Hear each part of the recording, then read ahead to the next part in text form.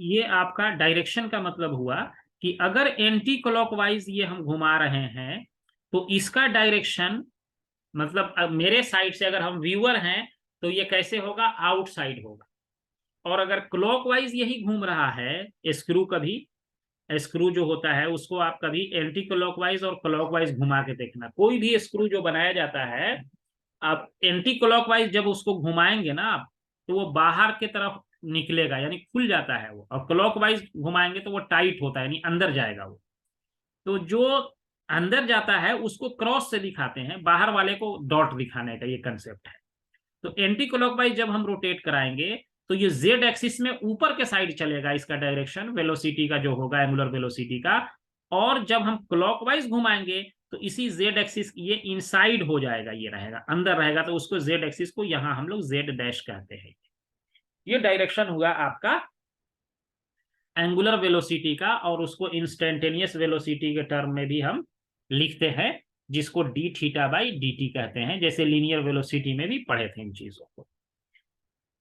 अब देखिए एक और टर्म है जो हम एंगुलर वेलोसिटी जो लिखे हैं इसका यूनिट क्या होगा, omega equal to d theta by D t. और यहाँ थीटा जो है जो हम मेजर करते हैं विच इज रेडियन, और टाइम किस में मेजर करेंगे, सेकेंड में, तो रेडियन पर सेकेंड इसका यूनिट होता है एंगुलर वेलोसिटी का। कभी कभी क्या होता है, इसका जो यूनिट होता है वो आपको ऐसे भी दिया रहेगा, कभी कभी ऐसे भी रहता है रिवोल्यूशन पर सेकेंड भी दिया हो सकता है। तो रिवोल्यूशन पर सेकेंड अगर दिया रहेगा तो इसको आपको कन्वर्ट करना पड़ेगा रेडियन पर सेकेंड में। अगर रिवोल्यूशन पर सेकेंड दे रहा है then you have to convert into radian per second. कैसे कन्वर्ट करेंगे, तो इसका कन्वर्जन का मेथड बहुत सिंपल है। मान लीजिए इसको कहा जाए कि एक बार ये कंप्लीट घूम गया, ये पॉइंट पी नॉट से चला और रोटेशन होके फिर ये पी नॉट पे आ गया, तो थीटा कितना बन जाएगा, 2 पाई। कंप्लीट रोटेशन में तो 2 पाई रेडियन हो जाएगा ये। अब कोई कहे कि इसको 10 रिवोल्यूशन दिया गया है, 10 रिवोल्यूशन, ये तो एक रिवोल्यूशन का एंगल है, तो 10 रिवोल्यूशन के लिए क्या करेंगे, 10 मल्टीप्लाइड बाई 2 पाई रेडियन हो जाएगा ये। तो 10 रिवोल्यूशन में 20 पाई एंगल बनेगा, एक रिवोल्यूशन में 2 पाई बनता है। अगर कह दे कि 20 रिवोल्यूशन है, 10 रिवोल्यूशन है, तो 10 रिवोल्यूशन के लिए आप क्या लिखेंगे, 10 into 2 pi divided by second जो रहा, मान लिया 10 सेकेंड लगा है सपोज करिए, तो 10 सेकेंड लिख दिया। तो ये इसका यूनिट हो जाएगा रेडियन पर सेकेंड। कभी कभी क्या कहेगा, रेडियन पर से ये भी कह सकता है कि ये रिवोल्यूशन पर सेकेंड है, या ये भी कह सकता है रिवोल्यूशन पर मिनट है, ये भी बात हो सकती है, रिवोल्यूशन पर मिनट। यानी अगर कह दे हमें इसको कि 20 आरपीएम है, यानी omega is given as 20 RPM. RPM का मतलब है रिवोल्यूशन पर मिनट, ये this stand for per, revolution per minute. और कहे कि इसको रेडियन पर सेकेंड में कन्वर्ट कर दीजिए, रेडियन पर सेकेंड में, जरा कन्वर्ट करके बताओ तो कितना आएगा रेडियन पर सेकेंड में, अभी जैसे टू बताए। पाई बाई थ्री हाँ, तो अब इसको ओमेगा क्या कहेंगे, 20 इंटू 2 पाई। एक बार रोटेट करता था 2 पाई एंगल बनाता, 20 टाइम्स रिवोल्यूशन हुआ है तो 20 इंटू 2 पाई हो गया। और मिनट है पर मिनट, 1 मिनट, तो मिनट को सेकेंड में बदलना पड़ेगा तब रेडियन पर सेकेंड में आ जाएगा ना। अब ये 60 रेडियन सेकेंड। पर सेकेंड हो गया, तो इसको काट देंगे, एक जीरो से एक जीरो, 2 से कट गया 3, तो ये आपको हो गया 2 pi by 3 radian per second हो गया। जब हम न्यूमेरिकल बनाएंगे तो उसमें हमारा ये यूनिट जो है कन्वर्ट हो करके रेडियन पर सेकेंड में आना है। अब इसी के बेसिस पे हम एंगुलर वेलोसिटी जो है, एंगुलर वेलोसिटी ये आपका क्या हो सकता है, इंक्रीज भी हो सकता है, ओमेगा जो है इंक्रीज भी कर सकता है, डिक्रीज भी कर सकता है, तो अब जो हमारा जो एंगुलर रोटेशनल एक्सेलरेशन जिसको कहते हैं, rotational acceleration, rotational acceleration, acceleration A नहीं, इसको कहते हैं अल्फा। रोटेशनल एक्सेलरेशन को अल्फा से डिफाइन करते हैं, और alpha is D omega by D T. जैसे लीनियर एक्सेलरेशन लिखते थे ना, D V by D T, A लिखते थे हम लोग linear acceleration, A equal to D V by D T होता था। उसी तरह से rotational acceleration alpha will be equal to D omega by D t, और इसका यूनिट हो जाएगा रेडियन पर सेकेंड स्क्वायर। इसका यूनिट हो जाएगा अल्फा का। इसको अल्फा इक्वल टू ऐसे भी लिख सकते हैं, डी बाई डी टी, और ओमेगा क्या था, ये एंगुलर, ये हम लोग लिखे थे ना, ये d theta by D t था, अभी लिखे हैं। Angular speed omega equal angular velocity d omega by D t, ये डी बाई डी टी बाहर रहा। अब इसको अंदर भेज देंगे इसको, तो d two theta by D t square हो जाएगा। ये लिखिए या ये लिखिए, दोनों एक ही चीज है। एंगुलर एक्सेलरेशन को अल्फा से लिखा जाता है। तो हम लोग इससे पहले जो भी रिलेशन काइनेमेटिक्स के लिए लिखे थे, यहां भी हम काइनेमेटिक्स के लिए इक्वेशंस लिखेंगे। जैसे क्या लिखेंगे, यहां भी जैसे हमारा पहले वाला रिलेशन था, एक बार और भी हम लिखे थे, v equal to u plus a t. तो यहां आपका हो जाएगा angular final angular velocity equal to initial angular velocity plus alpha into t हो जाएगा। यहाँ ए जो है अल्फा से रिप्लेस हो गया। उसी तरह से दूसरा रिलेशन हम लोग लिखे थे, s equal to u t plus half a t square. तो ये आपका यहाँ पे हो जाएगा, यहाँ हो जाएगा theta equal to omega naught into two into t plus half alpha T square. हाँ, अल्फा टी स्क्वायर हो जाएगा। और तीसरा रिलेशन था v square equal to u square plus two a s. तो इसको जो है वी स्क्वायर यानी ओमेगा स्क्वायर, यू का मतलब omega naught square plus two alpha into theta, है ना। यहाँ एंगुलर डिस्प्लेसमेंट है, थीटा इज एंगुलर डिस्प्लेसमेंट। ये तीनों फॉर्मूला, इसी तीनों फॉर्मूला को ये इक्वेशन ऑफ काइनेमेटिक्स कहते हैं। इसमें अब ये सारा देखो, एक्सेलरेशन भी हो रहा है, डिस्प्लेसमेंट भी हो रहा है, लेकिन क्यों हो रहा है, कौन है इसका रिस्पॉन्सिबल, इसकी हम बात नहीं करते हैं यहाँ पे। तो इस तरह के स्टडी को हम लोग काइनेमेटिक्स कहते हैं, जिसमें विदाउट कंसीडरिंग द फोर्स का हम चर्चा नहीं करते हैं। एक्सेलरेशन की बात करते हैं, लेकिन एक्सेलरेशन कौन दिया, कहां से आया, क्यों आया, इस पे बात नहीं करते हैं। अब अगर वही फोर्स का कंसीडरेशन करने लगेंगे तो उस चीज को हम लोग डायनेमिक्स कहते हैं। तो ये रिलेशंस हमने। अब एंगुलर डिस्प्लेसमेंट जो है, angular velocity and angular acceleration में बी पॉजिटिव और निगेटिव। ये आपका जो है angular displacement, angular velocity and angular acceleration. Acceleration जो है ये हो सकता है पॉजिटिव हो और निगेटिव हो, मे बी पॉजिटिव और निगेटिव, पॉजिटिव भी हो सकता है, निगेटिव भी हो सकता है, दोनों हो सकता है। ये भी पॉजिटिव हो सकता है, निगेटिव भी हो सकता है। अब स्ट्रेट लाइन का जो मोशन हम लोग पढ़े हैं, motion in a straight line, rotation of rigid body about a fixed axis. ये रोटेशन जब भी होगा बॉडी का, तो किसी एक एक्सिस के अबाउट होगा हमेशा। ये अगर रिजिड बॉडी है तो इसका ये फिक्स्ड एक्सिस है, ये मान लो ये हमने यहां लिख दिया, ये एक फिक्स्ड एक्सिस है, तो इसका रोटेशन हमेशा किसी एक्सिस के अबाउट होगा। जैसे फॉर एग्जांपल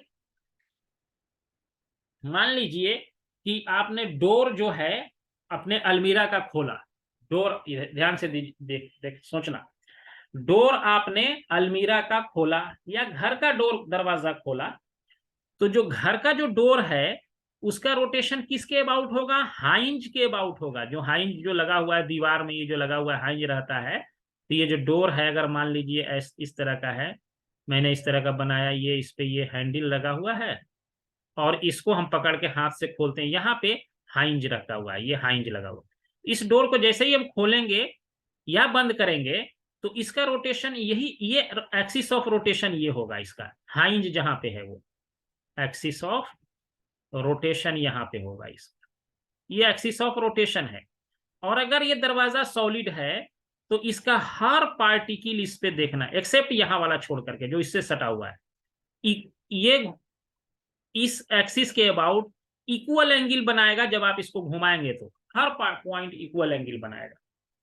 अगर ये रिजिड बॉडी है तो रिजिड बॉडी का यही पहचान होता है। दूसरा एग्जांपल देखिए, जैसे कि आपने के घर का फैन को स्विच ऑन या ऑफ किया, फैन को स्विच ऑफ किया या स्विच ऑन किया, तो उसमें क्या होता है कि वो जो उसका रोटेशन है स्विच ऑन और स्विच ऑफ के समय, तो इसका हर पार्टिकल जो होगा जब हम स्विच ऑन स्विच ऑफ करेंगे, ये पता नहीं मेरा वीडियो नहीं आता है, हर पार्टिकल उसका देखेंगे कि एक एक्सिस है जिसपे वो हैंडल लगा रहता है लोहे का, जो दीवार में फिक्स किया हुआ रहता है, तो उसके अबाउट जो है ब्लेड का हर पॉइंट जो है इक्वल एंगल बनाता है इक्वल टाइम में। आप इमेजिन करेंगे, ये भी सॉलिड बॉडी है हमारा, रिजिड बॉडी है, एक्चुअली रिजिड बॉडी है फिजिक्स में, इसको हम रिजिड बॉडी कहते हैं कि हर पार्टिकल उसका एक्सिस ऑफ रोटेशन के अबाउट इक्वल टाइम में इक्वल एंगल बनाएगा, मतलब इक्वल एंगल जो है ट्रेवल करेगा। ये रिजिड बॉडी का पहचान होता है। फैन भी है तो डोर का अलमीरा हो गया, स्विच ऑन हो गया, सीलिंग फैन हो गया, इसका एग्जाम्पल हो गया। तो ये सब जो है रिजिड बॉडी के एग्जाम्पल्स हैं। उसी तरह से पोजीशन ऑफ पार्टिकल, जो हम लोग स्ट्रेट लाइन में जब बात किए थे ना, ये स्ट्रेट लाइन वाला पहले डिस्कस कर लिए कि हर जगह जो है सब पार्टिकल उसका जब चलेगा लीनियरली स्ट्रेट लाइन में जब चलता है ऐसे, ये इधर जाएगा तो इसका हर पार्टिकल जो है ना इक्वल टाइम, ये इक्वल डिस्टेंस ट्रेवल करेगा। अगर इक्वल डिस्टेंस ट्रेवल नहीं किया तो मान लो कि ये पार्टिकल तो छूट जाएगा यहीं पे ना, जितना डिस्टेंस ये होल बॉडी जा रहा है हर पार्टिकल इसका इक्वल डिस्टेंस ट्रेवल करेगा जब, तो यही पहचान है रिजिड बॉडी का। अगर ऐसा नहीं हो रहा है तो वो बॉडी रिजिड नहीं है, ये रिजिड बॉडी का पहचान है। The rate of change of position gave the velocity and the rate of change of velocity gave the acceleration। ये हम लोग पहले पढ़ चुके हैं लीनियर मोशन में।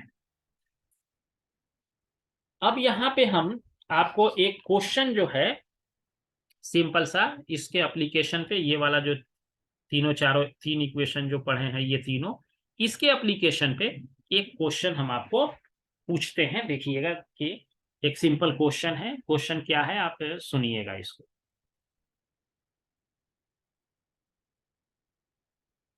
क्वेश्चन ये है कि the motor of an engine rotating about its axis with an angular velocity of 100 revolution per minute. देखिए आ गया आपको ओमेगा, अभी रिवोल्यूशन पर मिनट का बताया है, ये रिवोल्यूशन पर मिनट। ध्यान से देखिएगा, आपके पास जो एक मोटर है, तो जो मान लिया कि घर में जो पानी चढ़ाने वाला जो मोटर होता है, तो वो क्या होता है, ये एक एक्सिस होता है, ये इसी एक्सिस के अबाउट जो है ये मोटर को ये जो है इस तरह से ये रोटेट कर रहा है। 1 मिनट में 100 बार ये रोटेट कर रहा है, यही मतलब होता है। जैसे फैन का ब्लेड है, अगर वो कह दे कि 1500 आरपीएम रोटेट कर रहा है, 1500 आरपीएम, किसी पे 800 आरपीएम भी लिखा रहता है फैन पे, ये 1500 वाला बहुत हाई स्पीड हो गया, 1500 आरपीएम रहता है। इसका मतलब है कि जो फैन का ब्लेड है वो 1 मिनट में 800 बार घूमेगा। ये 1 मिनट में 1500 बार घूमेगा। ये 1 मिनट में फैन का जो ब्लेड है, हर ब्लेड घूमेगा 1500 रोटेशन करेगा 1 मिनट में, ये मतलब है। तो यह मोटर है, ये इसका क्या होता है, इसको हम लोग कहते हैं, ये एक्सिस ऑफ रोटेशन यही है, इसी के अबाउट ये क्या कर रहा है, मोटर को घुमाया जा रहा है 100 revolution per minute. It comes to rest in 15 second, यानी ये इनिशियल दिया हुआ है और time t equal to 15 second के बाद ये क्या हो जाता है, रेस्ट में आ जाता है, यानी कि ओमेगा फाइनल वेलोसिटी इसकी 0 हो जाती है after being switch off. Switch off करने के 15 सेकेंड के बाद, जैसे हम स्विच ऑफ किए, जैसे फैन आपका है, अभी फैन मान लिया 100 रिवोल्यूशन पर मिनट घूम रहा था, आपने स्विच को ऑफ कर दिया, तो 15 सेकंड के बाद क्या देखा कि ये ब्लेड जो है इसका अब रेस्ट में आ गया, फाइनल वेलोसिटी इसकी 0 हो गई, ये मीनिंग है इसका। अब आपको कह रहा है एज्यूमिंग कांस्टेंट एंगुलर डिसेलरेशन, अब स्पीड इसका डिक्रीज हुआ है ना ओमेगा, तो यहां क्या होगा, डिसेलेरेशन होगा, यहां पे क्या होगा, डिसेलरेशन होगा। और वो डिसेलरेशन कैसा है, कह रहा है कि कांस्टेंट है, मान लीजिए कांस्टेंट है, क्योंकि ये तीनों डिसेलरेशन जो ऊपर लिखे हैं, omega equal to omega not plus alpha T, या theta equal to omega not T plus 1/2 alpha T square, ये सारे वैलिड है फॉर कांस्टेंट एक्सेलरेशन या डिसेलरेशन के लिए, तो ये कह रहा है कांस्टेंट है ये। उसके बाद क्या कह रहा है, calculate the number of revolution made by it before coming to rest. अब ये 100 रिवोल्यूशन पर मिनट चल रहा था, तो जब ये रुकेगा 15 सेकेंड में, तो कितना रिवोल्यूशन वो लगा चुका होगा ये निकालना है हमें, यानी कि कितना रिवोल्यूशन वो लगा चुका होगा ये मुझे निकालना है। समझ रहे हैं बात को, यानी स्विच को ऑफ कर दिया, जैसे फैन है आपका, स्विच ऑफ किए तो उसके बाद कितना रिवोल्यूशन लगाएगा कि फैन बंद होने तक, कितना रोटेशन ये लगा चुका होगा। बड़ा अच्छा क्वेश्चन है ये। देखिए सबसे पहला तो काम आपको ये करना पड़ेगा इस क्वेश्चन के लिए कि आपको इसको पहले कन्वर्ट करना पड़ेगा किसमें, रेडियन पर सेकेंड में। ओमेगा नॉट को आप कन्वर्ट करके बताइए कितना आता है। ओमेगा नॉट को जब आप कन्वर्ट करेंगे रेडियन पर सेकेंड में, 10π/3 रेडियन पर सेकेंड। कितना, 10π/3 रेडियन पर सेकेंड। 10π/3 ना, ओके। यानी ऐसा जी किया आप 100 इंटू 2π/60 है ना, 60। हाँ, 1 0 से 1 0, 2 से 3, हाँ सही है। तो ये आपका हो गया 10π/3 रेडियन पर सेकेंड हो गया, ये चला इतना रेडियन पर सेकेंड। अब आपको क्या निकालना है, इसमें टाइम कितना लगा है। अब इसमें एंगुलर, इसमें क्या हुआ है, आपको एंगुलर ये वाला फॉर्मूला अगर यूज कर देंगे, omega equal to omega not plus alpha into t use करेंगे, तो इससे आपको अल्फा निकल जाएगा, ये वाला वैल्यू तो 0 हो गया फाइनली। ओमेगा नॉट ये निकाल लिया आपने 10π/3, और यहाँ क्या हो रहा है, डिसेलरेशन हो रहा है, तो अल्फा को माइनस लिख देंगे, और इनटू टाइम कितना लगा है 15 सेकेंड, तो यहां से आप अल्फा निकाल लेंगे इत्मीनान से। Alpha will be equal to 10π/3 divided by 5, 15, 5 नहीं, ये 15 से डिवाइड हो जाएगा, ये इधर आ गया, ये डिवाइड हो गया, ठीक है। अब ये 2 हो गया, ये आपका 3 हो गया, यानी 2π/9 रेडियन पर सेकेंड स्क्वायर हो गया, इसका डिसेलरेशन हुआ ये 2π/9 से।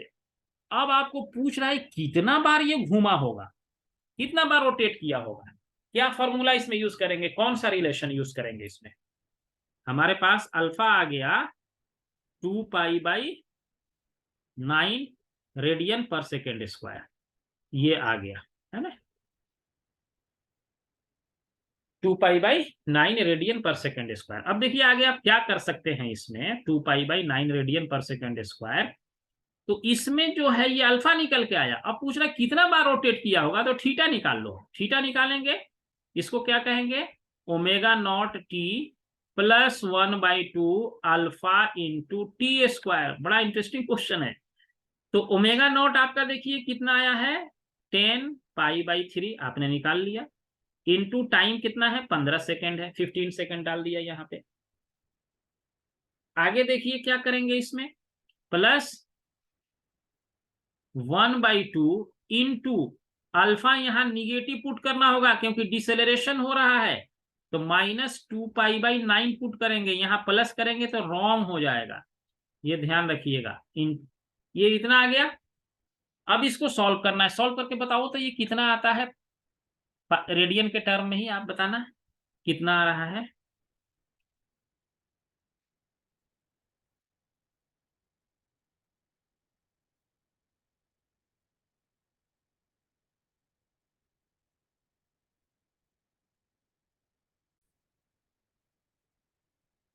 पाई के टर्म में ही लिखना है। देखिए तो ये आप इसको सॉल्व कर लेना, तो आपको इसका वैल्यू जो आएगा वो आ रहा है 25π, 25π रेडियन हो गया ये।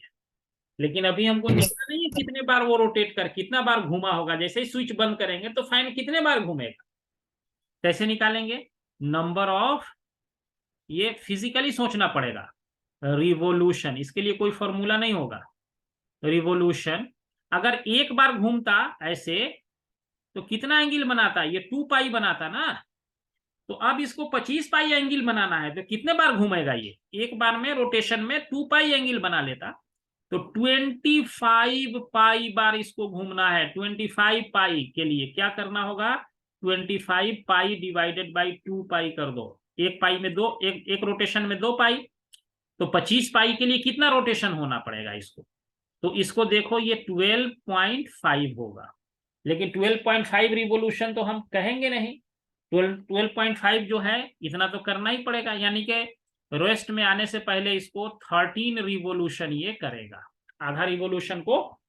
तो कैसे कैलकुलेट करेंगे, तो इसलिए इसको आंसर जब आपका आएगा तो आप 12.5 अगर रहे तो 12.5 ही लिखना, वरना 13 रिवोल्यूशन रहे तो 13 रिवोल्यूशन लिख सकते हैं। यानी एंगुलर डिस्प्लेसमेंट जो ये चलेगा ये 25π चलेगा, और एक बार रोटेशन हो गया तो 2π एंगल बनाएगा। तो 25π तक पहुंचने के लिए कितना बार घूमना पड़ेगा, 2 बार घूमेगा तो 4π, 3 बार घूमे तो 6π, 4 बार घूमा तो 8π, 12 बार घूम गया तो 24π, 12.5 बार घूम गया तो ये हो गया 25π का इसका रोटेशन हो जाएगा। ये हमारा इससे एप्लीकेशन वाला क्वेश्चन है। ये एक और क्वेश्चन देख लीजिए, इस पर एप्लीकेशन का ही है वो।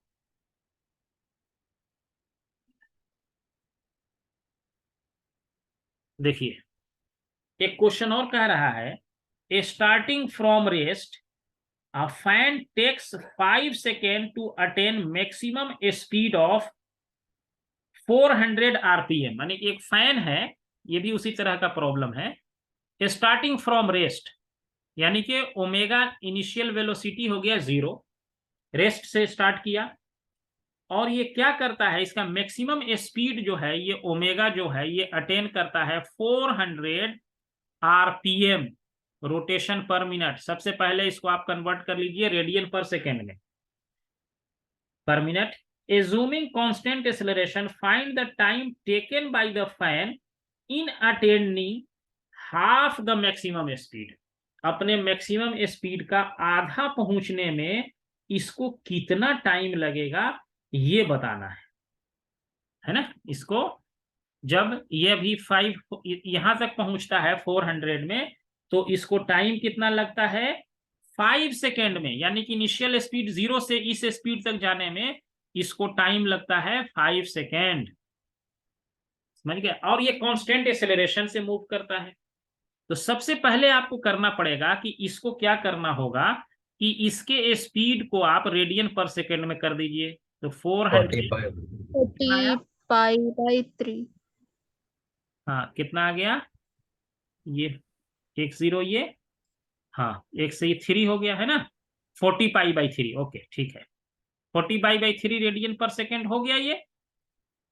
अब जब ये 5 सेकेंड में यहां पहुंचा है तो एक्सेलरेशन क्या हुआ होगा इसका, तो ओमेगा इक्वल टू ये वाला डाल दीजिए, omega naught plus alpha into T, क्योंकि स्पीड इंक्रीज हुआ है तो ये पॉजिटिव ही रहेगा। ये आ गया 40π divided by 3 equal to, initially तो 0 है, प्लस अल्फा पता नहीं है, एंगुलर एक्सेलरेशन टाइम है 5, तो इससे आपको अल्फा निकल जाएगा ना, alpha will be equal to, इससे 5 से 8 बार में कट जाएगा, तो 8 pi by 3 radian per second square हो जाएगा ये आपका। 8 pi by 3 radian per second square हो जाएगा ये। उसके बाद क्या कह रहा है, अब एक्सेलरेशन तो यही रहेगा, ये कांस्टेंट एक्सेलरेशन से हो गया ये।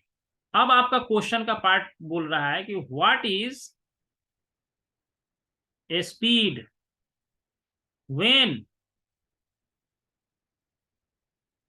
Time t equal to 2.5 second. जब 2.5 सेकेंड के बाद बताइए अब इसकी स्पीड कितनी होगी। फाइंड द टाइम टेकन, नहीं ये नहीं पूछ रहा है, एक सेकेंड। फाइंड द, इसको मिटाते हैं, इसमें ये नहीं पूछ रहा है।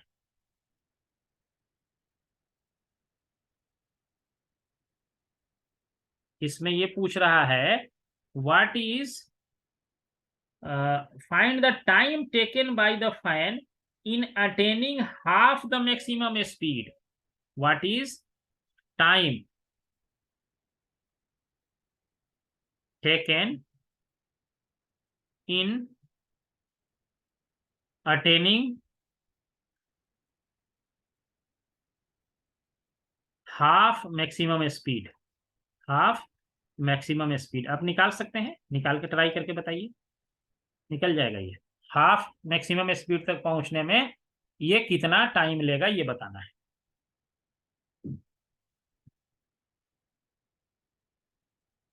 हम तो यहीं पे इतना बना देंगे, इसको आ जाएगा यहीं पे। हाफ स्पीड तक पहुंचने में इसको कितना टाइम लगेगा, यानी आपको अब नया वाला स्पीड जो ओमेगा हो गया, ओमेगा 1, ये हो गया 200 आरपीएम है, रोटेशन पर मिनट। तो यहां तक आने में इसको टाइम कितना लगेगा, फिर यही फॉर्मूला यूज होगा। अल्फा नोन है, ओमेगा नॉट नोन है, ओमेगा 1 नोन है, टी नहीं नोन है, टी निकालना है आपको। निकाल के बता दीजिए कितना आता है।